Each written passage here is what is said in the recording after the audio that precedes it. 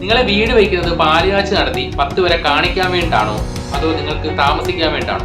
താമസിക്കാൻ വേണ്ടിയിട്ടാണെങ്കിൽ ദയവ് ചെയ്ത് ഇത്തരത്തിലുള്ള സാധനങ്ങൾ നിങ്ങളുടെ സൈറ്റിൽ ഉപയോഗിക്കാതിരിക്കുക. നിങ്ങളെ സിമെന്റും സാൻഡും ഒന്നും ഉപയോഗിക്കാതിരിക്കുന്നതുകൊണ്ട് എനിക്ക് പ്രത്യേകിച്ച് യാതൊരു നഷ്ടവുമില്ല. കാരണം എനിക്ക് സ്വന്തമായിട്ട് ടിപ്പറോ അല്ലെന്നുണ്ടെങ്കിൽ കോറിയോ സിമെന്റ് ഫാക്ടറിയോ ഒന്നും തന്നെ ഇല്ല.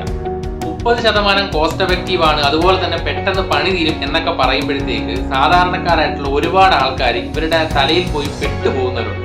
അപ്പൊ അങ്ങനെയുള്ളവർക്ക് വേണ്ടിയിട്ടാണ് ഞാൻ ഈ വീഡിയോ ചെയ്യുന്നത് തന്നെ. ഹലോ, നമസ്കാരം, എല്ലാവർക്കും പുതിയൊരു വീഡിയോയിലേക്ക് സ്വാഗതം. ഇന്നത്തെ വീഡിയോയിൽ കൺസ്ട്രക്ഷനുമായി ബന്ധപ്പെട്ടിട്ടുള്ള വളരെ ഇമ്പോർട്ടന്റ് ആയിട്ടുള്ള ഒരു വിഷയത്തെക്കുറിച്ചാണ് നമ്മൾ സംസാരിക്കാൻ പോകുന്നത്. ഇങ്ങനെ ഒരു വീഡിയോ ഇവിടെ ചെയ്യാനുള്ള പ്രധാന കാരണം എന്ന് വെച്ചാൽ, ഞാൻ ഇന്നൊരു ഇൻസ്റ്റഗ്രാമിൽ റീൽസ് കണ്ടു. സാധാരണ കൺസ്ട്രക്ഷനുമായി ബന്ധപ്പെട്ടിട്ടുള്ള വീഡിയോസ് ഒക്കെ ഞാൻ കാണാറുണ്ട്. അപ്പം ഇന്നൊരു അഡ്വർടൈസ്മെന്റ് വീഡിയോ ആണ് കണ്ടത്. സോ അപ്പോൾ ഞാൻ ആ ഇൻസ്റ്റാഗ്രാം റീൽസ് നിങ്ങളെ ഒന്ന് കാണിക്കാം. അത് കണ്ടതിന് ശേഷം എന്തുകൊണ്ടാണ് ഇങ്ങനെ ഒരു വീഡിയോ ചെയ്യേണ്ടി വന്നത് എന്ന് നമുക്ക് പറയാം. നിങ്ങൾ സിമെന്റ് മണലൊന്നും ഇല്ലാതെ വേറൊരു സംഗതി ഉപയോഗിച്ചിട്ടാണ് തേക്കണെന്ന് പറഞ്ഞിട്ടല്ലോ. ഞാനും വിചാരിച്ചു ഇത് എങ്ങനെ അത് തേക്കുന്നത് സിമെന്റും മണലും ഇല്ലാതെ. ഇത് കണ്ടില്ല നിങ്ങൾ, സിമെന്റും മണലും ഉപയോഗിച്ച് തേക്കുന്നതിനൊക്കെ ഫിനിഷിങ്ങിലും പൈസ കൊണ്ടും സമയം കൊണ്ടും ലാഭം. നോർമൽ പ്ലാസ്റ്ററിംഗ് ഇതും കമ്പയർ ചെയ്യുമ്പോൾ നമുക്ക് 30% പ്രോഫിറ്റബിൾ ആണ്. ആസ് എ ക്ലയന്റ് നോക്കുമ്പോൾ അയാൾക്ക് ബെനിഫിറ്റ് ആണ് നോക്കുന്നത്. അത് തേപ്പ് ഒരു ആണി അടിച്ചാൽ ചിലപ്പം പൊടിയത് സംശയം എനിക്കുണ്ടല്ലോ. ഒരു ആണി ഞാൻ അടിക്കും. അങ്ങനെ ഒരു ഡൗട്ട് നിങ്ങൾക്കും ഉണ്ടാവും. ഇത് ജിപ്സം അല്ലേ, ആണി അടിച്ചാൽ പൊളിയുന്നു, അങ്ങനെ ഒരു പേടിയും വേണ്ട കേട്ടോ. ആണിയല്ല, ഡ്രില്ലല്ല. നമ്മൾ സിമെന്റ് മധ്യമൽ എന്ത് കളിക്കുന്നു അതുപോലെ ഇതിമ്മ കളിക്കും. ജിപ്സ് നമുക്ക് വെള്ളം ഒഴിച്ച് കഴുകാനും പറ്റും. ഇനിയിപ്പോ വരെ വർക്ക് സംബന്ധം ഇത് വളരെ ലെങ്തി ആയിട്ടുള്ള ഒരു വീഡിയോ ആയിരുന്നു. ഞാൻ ചെറുതായിട്ടൊന്ന് കട്ട് ചെയ്ത് ഷോർട്ട് ആക്കിയാണ് ഇട്ടിരിക്കുന്നത്. അപ്പൊ ഇതിൽ പറഞ്ഞിരിക്കുന്ന ജിപ്സം പ്ലാസ്റ്ററിങ്ങിനെ കുറിച്ചാണ്. ഇപ്പൊ ജിപ്സം പ്ലാസ്റ്ററിങ്ങിന്റെ ഈ അഡ്വർടൈസ്മെന്റ് വീഡിയോസ് നമ്മൾ ഇൻസ്റ്റാഗ്രാമിലും ഫേസ്ബുക്കിലും ഒക്കെ ധാരാളമായിട്ട് കാണാൻ പറ്റും. അപ്പം ഈ ജിപ്സം പ്ലാസ്റ്ററിംഗ് എന്തുവെന്ന് അറിയാത്തവർക്ക് വേണ്ടിയിട്ട് വളരെ ഷോർട്ടായിട്ട് ഞാൻ അത് പറഞ്ഞുതരാം.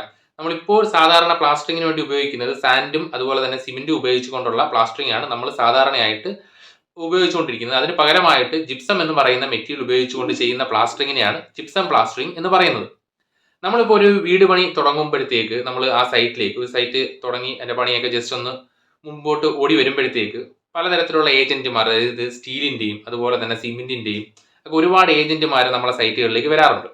അപ്പോൾ അതുപോലെ ഇപ്പം കുറച്ച് കാലങ്ങളായിട്ട് നമ്മളെ സൈറ്റുകളിലേക്ക് വരുന്ന ഒരു പുതിയ അതിഥിയാണ് നമ്മൾ ഈ ജിപ്സം പ്ലാസ്റ്ററിങ്ങിന്റെ ആൾക്കാരെന്ന് പറയുന്നത്. ഒരുപാട് സൈറ്റുകളിൽ, എൻ്റെ പല സൈറ്റുകളിലും ജിപ്സം പ്ലാസ്റ്ററിങ്ങിന്റെ ആൾക്കാർ വരികയും അത് ഒരു അഡ്വർടൈസ്മെന്റും ഒരുപാട് കാര്യങ്ങൾ അതിന്റെ വിശദീകരിച്ച് നമുക്ക് തരികയൊക്കെ ചെയ്യും. അപ്പോൾ ഇവർ പറയുന്ന പ്രധാനമായിട്ടുള്ള കുറച്ച് അഡ്വാൻറ്റേജസ് ഒക്കെ ഉണ്ട്. ആ അഡ്വാൻറ്റേജസ് എന്ന് പറഞ്ഞാൽ അതിൽ ഫസ്റ്റ് പറയുന്ന കോസ്റ്റ് എഫക്റ്റീവ് എന്നാണ്. അതായത് നമ്മളെ നോർമൽ പ്ലാസ്റ്ററിങ്ങിനെ അപേക്ഷിച്ച് നോക്കുകയാണെന്നുണ്ടെങ്കിൽ ഏകദേശം 30% വരെ കോസ്റ്റ് എഫക്റ്റീവ് ആണ്. അതുപോലെ തന്നെ ഇത് ചെയ്യുകയാണെന്നുണ്ടെങ്കിൽ പുട്ടിയിടേണ്ട ആവശ്യമില്ല, പെയിന്റ് അടിക്കേണ്ട ആവശ്യമില്ല, അതിവേഗത്തിൽ നമുക്ക് പണി തീർക്കാൻ പറ്റും.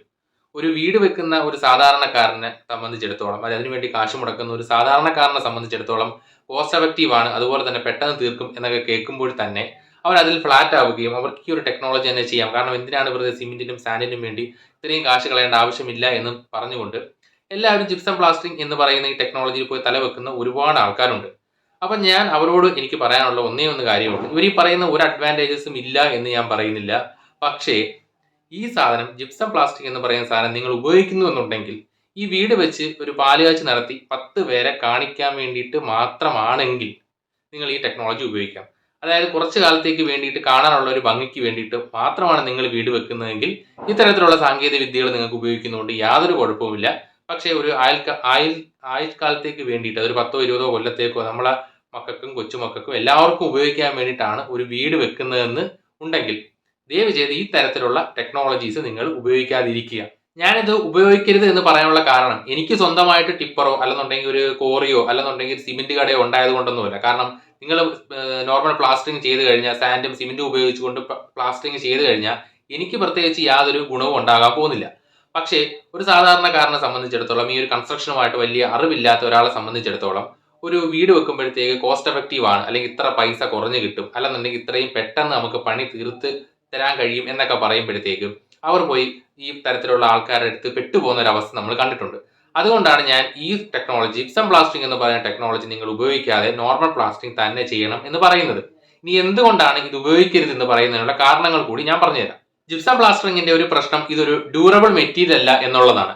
എൻ്റെ അടുത്ത് ജിപ്സം പ്ലാസ്റ്ററിംഗ് ചെയ്യാം എന്ന് പറഞ്ഞ് വന്നിട്ടുള്ള ആരും തന്നെ ഒരു 10 വർഷമോ 15 വർഷമോ മുമ്പ് ഇവർ ഇത് ചെയ്ത് ഇപ്പോഴും യാതൊരു കുഴപ്പവും ഇല്ലാതെ നിൽക്കുന്ന ഒരു സൈറ്റ് എന്നെ കാണിച്ചു തന്നിട്ടില്ല. എല്ലാവരും പറയുന്നത് ഇത് പഴയ ടെക്നോളജിയാണ്, പണ്ട് മുതലേ നിലനിൽക്കുന്ന ടെക്നോളജിയാണ്, പക്ഷെ ആരും തന്നെ ഒരു പഴയ സൈറ്റ്, അതായത് ഒരു 10 വർഷവും ഒരു 15 വർഷവും ഉള്ള ഒരു സൈറ്റ് ഇതേവരെ എന്നെ കാണിച്ചു തന്നിട്ടില്ല. പലരും പറയുന്നത് ഞങ്ങൾ തുടങ്ങിയിട്ട് 2 വർഷം അല്ലെങ്കിൽ ഞങ്ങൾ തുടങ്ങിയിട്ട് 3 വർഷം ആയിട്ടുള്ളൂ. കൊല്ലത്തുള്ള എൻ്റെ അടുത്ത് വന്നിട്ട് ഞങ്ങൾ കണ്ണൂർ സൈറ്റ് ഫിനിഷ് ചെയ്തിട്ടുണ്ട്, 2000 സ്ക്വയർ ഫീറ്റ് ഞങ്ങൾ കാസർഗോഡ് ഫിനിഷ് ചെയ്തിട്ടുണ്ട്. ഇത്തരത്തിലുള്ള സൈറ്റ് അവരുടെ ഫോട്ടോസുമാണ് നമ്മൾ കാണുന്നത്. ഈ ഫോട്ടോസ് കാണുമ്പോൾ വളരെ അട്രാക്റ്റീവ് ആയിരിക്കും. എൻ്റെ സൈറ്റിൽ ഇങ്ങനെ പറഞ്ഞു വന്ന ഒരു വ്യക്തിയെ കൊണ്ട് ഒരു സാമ്പിൾ ചെയ്യിച്ചു. അതായത് ജിപ്സം പ്ലാസ്റ്ററിങ്ങിന്റെ 1/1 ഒരു സാമ്പിൾ ചെയ്യിച്ചു. ആ സാമ്പിളിന്റെ ഫോട്ടോസ് ഞാൻ കാണിച്ചു തരാം. അതായത് at the finishing level finish ചെയ്ത സമയത്ത് വളരെ ഒരു മിറർ ഇമേജ് ആയിരുന്നു. അതായത് എൻ്റെ പ്രതിബിംബം പോലും കാണത്തക്ക രീതിയിലുള്ള അത്രയ്ക്ക് നല്ല ഫിനിഷിംഗ് ആയിട്ടാണ് gypsum plastering at the first day കണ്ടത്. 2 മാസം, അതായത് എൻ്റെ താഴത്തെ ഗ്രൗണ്ട് ഫ്ലോറിന്റെ പണി നടക്കുമ്പോഴാണ് ഇവർ എൻ്റെ സൈറ്റിൽ എന്നെ സമീപിക്കുകയും ഞാൻ സാമ്പിൾ ചെയ്യിക്കുകയും ചെയ്തത്. അപ്പോൾ ഗ്രൗണ്ട് ഫ്ലോർ എല്ലാം ഫിനിഷ് ചെയ്ത് ഫസ്റ്റ് ഫ്ലോറും കഴിഞ്ഞു, ടെറസിന്റെ എല്ലാ പണിയും കഴിഞ്ഞു. ഞങ്ങൾ പ്ലാസ്റ്ററിംഗ് ടൈം ആയപ്പോൾ ഉള്ള 2 ഫോട്ടോസാണ് ഞാൻ ഈ കാണിച്ചിരിക്കുന്നത്. നിങ്ങൾക്ക് കാണുമ്പോൾ തന്നെ ഈ 2 മാസം കൊണ്ട് വന്ന വ്യത്യാസം നിങ്ങൾക്ക് മനസ്സിലാക്കാൻ പറ്റും. അപ്പോൾ ഒരു 10 കൊല്ലം 15 കൊല്ലം കഴിഞ്ഞാൽ ഇത് എങ്ങനെ ഇരിക്കുമെന്ന് നിങ്ങൾക്ക് തന്നെ ഒന്ന് ആലോചിച്ച് നോക്കാവുന്നതേ ഉള്ളൂ. അതായത് ഒരു ഡ്യൂറബിൾ മെറ്റീരിയൽ അല്ല എന്ന് ഞാൻ ആദ്യം പറഞ്ഞതിന്റെ കാരണം ഇതാണ്. അടുത്തതായിട്ട് നമുക്ക് ഇതിന്റെ സ്ട്രെങ്തിനെ കുറിച്ച് പറയാം. ഈ ഒരു വീഡിയോയിൽ ഒരു ചുറ്റിയൽ ഉപയോഗിച്ച് ആണി അടിക്കുന്നതായിട്ട് കാണിക്കുന്നുണ്ട്. ആ ചുറ്റിയൽ മേടിച്ച് ഭിത്തിയിലൊന്ന് അടിച്ച് കാണിച്ചു തരാൻ പറ്റുമോ? ആ ചുറ്റിയൽ വെച്ച് അടിക്കുകയാണെന്നുണ്ടെങ്കിൽ ഓരോ അടിയും കൃത്യമായിട്ട് വ്യത്യാസപ്പെട്ടുകൊണ്ട് തന്നെ അതിന്റെ ഇംപ്രഷൻ നമുക്ക് കാണാൻ പറ്റും. ചുറ്റിയൽ കൊണ്ട് അടിക്കണ്ട, ഈ കയ്യിലെ നഖം കൊണ്ട് ജസ്റ്റ് ഒന്ന് വരച്ചാൽ പോലും അതിന്റെ സ്ക്രാച്ച് നമുക്ക് ഈ ജിപ്സം പ്ലാസ്റ്ററിംഗ് ചെയ്ത വാളിൽ കാണാൻ പറ്റും. നമ്മുടെ എല്ലാവരുടെയും വീട്ടിൽ കുട്ടികളുണ്ട്. അവർ കളിക്കുമ്പോൾ പന്തോ എന്തെങ്കിലും ടോയ്സോ ഒക്കെ എടുത്തെറിയുകയാണെന്നുണ്ടെങ്കിൽ ആ എല്ലാ പാടും ആ ഭിത്തിയിൽ കാണും. അല്ലെങ്കിൽ വേണ്ട, ഒരു ഫർണിച്ചർ എടുത്ത് അങ്ങോട്ടോ ഷിഫ്റ്റ് ചെയ്യുമ്പോഴോ മറ്റോ ഒക്കെ ഒന്ന് വാളിൽ തട്ടുകയാണെന്നുണ്ടെങ്കിൽ ആ പാട് കൃത്യമായി അവിടെ തന്നെ കാണും. അപ്പൊ ഇതിന്റെ സ്ട്രെങ്ത് എന്ന് പറഞ്ഞു കഴിഞ്ഞാൽ ജസ്റ്റ് ഈ ഒരു നഖം കൊണ്ട് വരച്ച വര വീഴുന്നത്ര സ്ട്രെങ്ത് മാത്രമേ ഈ പറഞ്ഞ ജിപ്സം പ്ലാസ്റ്ററിങ്ങിനുള്ളൂ. നിങ്ങൾ അടിച്ച് തറയിലിടണം എന്ന് വിചാരിച്ചുകൊണ്ട് 2-3 അടി അടിച്ചു കഴിഞ്ഞാൽ അത് ഇളകി വീഴുകയും ചെയ്യും. ഞാൻ എൻ്റെ സൈറ്റിൽ അത് ഇളക്കി നോക്കിയിട്ടുള്ളതുമാണ്. ഒരു കാര്യം കൂടി എനിക്ക് പറയാനുണ്ട് ജിപ്സം പ്ലാസ്റ്ററിംഗ് ആയിട്ട് ബന്ധപ്പെട്ട്, അതിന്റെ വാട്ടർ അബ്സോർപ്ഷൻ ആണ്. ഈ വാട്ടർ അബ്സോർപ്ഷനെ കുറിച്ച് പറയാനുള്ള കാരണം ഈ വീഡിയോയിൽ നിങ്ങൾക്ക് കാണാൻ പറ്റും. ഇതിനകത്ത് വെള്ളം ഒഴിച്ച് നമുക്ക് ഭിത്തി ക്ലീൻ ചെയ്യാൻ പറ്റും എന്ന് പറയുന്നുണ്ട്. എത്ര നാൾ ക്ലീൻ ചെയ്യാൻ പറ്റും എന്നും കൂടി ഒന്ന് വ്യക്തമാക്കിയാൽ നന്നായിരുന്നു. കാരണം വേറൊന്നുമല്ല, ഈ നിങ്ങൾ വെള്ളം ഒഴിക്കുന്ന രീതിയിലാണ് കാണിച്ചിരിക്കുന്നത്. ഈ വെള്ളം അതിനകത്തൊന്ന് സ്പ്രേ ചെയ്ത് കാണിച്ചു തന്നാൽ വളരെ ഉപകാരമാകും. കാരണം വേറൊന്നും കൊണ്ടല്ല, അങ്ങനെ ആണെന്നുണ്ടെങ്കിൽ ഞങ്ങൾക്ക് ഇതിന്റെ വാട്ടർ അബ്സോർപ്ഷൻ കൂടി ഒന്ന് മനസ്സിലാക്കാൻ പറ്റിയേനെ. വെള്ളം നിങ്ങൾ സ്പ്രേ ചെയ്ത് കൊടുക്കുകയാണെന്നുണ്ടെങ്കിൽ ജിപ്സം അത് അബ്സോർബ് ചെയ്യും. അതുകൊണ്ട് തന്നെ ഇത് വാട്ടർ അബ്സോർബിങ് മെറ്റീരിയൽ ആണ്. ഇതൊരിക്കലും നമുക്ക് അടുക്കളയിലോ അതുപോലെ തന്നെ ബാത്റൂമിലോ ഒന്നും ഉപയോഗിക്കാൻ പറ്റുന്ന മെറ്റീരിയൽ അല്ല. നമ്മൾ കണ്ടിന്യൂസ് ആയിട്ട് നിനക്ക് വെള്ളം ഒഴിച്ച് ക്ലീൻ ചെയ്തുകൊണ്ടിരിക്കുകയാണെന്നുണ്ടെങ്കിൽ ഈ ജിപ്സത്തിനകത്ത് വാട്ടർ അബ്സോർബ് ചെയ്ത് അതിന്റെ ഒരു സാച്ചുറേഷൻ അറ്റൈൻ ചെയ്യുമ്പോഴത്തേക്ക് അത് ഡാമേജ് ആയി പോകും. അതിനുവേണ്ടി നിങ്ങൾക്ക് ഡൗട്ട് ഉള്ളവർക്ക് ഈ ജിപ്സം പ്ലാസ്റ്റിക്കിന്റെ സാമ്പിൾ വല്ലതും ചെയ്യിച്ച ശേഷം അതിന്റെ ഒരു കുറച്ച് പീസ് എടുത്ത് വെള്ളത്തിൽ ഇട്ടുകയാണെന്നുണ്ടെങ്കിൽ എത്ര നാൾ കഴിയുമ്പോഴത്തേക്ക് അത് അലിഞ്ഞു പോകുന്നു അല്ലെങ്കിൽ ഡാമേജ് ആയി പോകുന്നു നിങ്ങൾക്ക് തന്നെ മനസ്സിലാക്കാൻ പറ്റുന്ന കാര്യമാണ്. ഈ ജിപ്സം പ്ലാസ്റ്ററിംഗ് എന്ന് പറയുന്നത് ഞാൻ ഒന്ന് കൺക്ലൂഡ് ചെയ്ത് വേണമെങ്കിൽ പറയാം. ജിപ്സം പ്ലാസ്റ്ററിംഗ് എന്ന് പറയുന്ന ഒരു മെറ്റീരിയൽ ഒരു ഡ്യൂറബിൾ മെറ്റീരിയൽ അല്ല, അതൊരു സ്ട്രെങ്ത് ഉള്ള മെറ്റീരിയൽ അല്ല, അതൊരു വാട്ടർ റെസിസ്റ്റിംഗ് മെറ്റീരിയൽ ഒന്നും തന്നെ അല്ല. കാണാൻ ഭംഗിയുള്ള ഒരു വസ്തു, നമ്മൾ ഇന്റീരിയർ ഡിസൈനിങ്ങിന് വേണ്ടിയിട്ട് ചെയ്യുന്ന ഒരുപാട് മെറ്റീരിയലുകളൊക്കെ ഉണ്ടല്ലോ, അതേപോലെ കാണാൻ ഭംഗിയുള്ള ഒരു വസ്തുവായിട്ട് നമുക്ക് ജിപ്സം പ്ലാസ്റ്ററിങ്ങിന് ഉപയോഗിക്കാം. അതല്ലാതാണ്ട് നോർമൽ പ്ലാസ്റ്ററിങ്ങിനെ റീപ്ലേസ് ചെയ്തുകൊണ്ട് ദയവ് ചെയ്ത് ഈ തരത്തിലുള്ള പ്ലാസ്റ്ററിംഗ് മെത്തേഡ്സ്, ജിപ്സം പ്ലാസ്റ്ററിംഗ് പോലുള്ള മെത്തേഡ്സ് നോർമൽ പ്ലാസ്റ്ററിങ്ങിനെ റീപ്ലേസ് ചെയ്തുകൊണ്ട് നിങ്ങൾ ഉപയോഗിക്കാതിരിക്കുക. അതൊരു ഡ്യൂറബിൾ മെറ്റീരിയൽ അല്ല, അതൊരു സ്ട്രെങ്ത് ഉള്ള മെറ്റീരിയൽ അല്ല, അതുപോലെ തന്നെ അതൊരു വാട്ടർ റെസിസ്റ്റ് ചെയ്യുന്ന മെറ്റീരിയൽ അല്ല.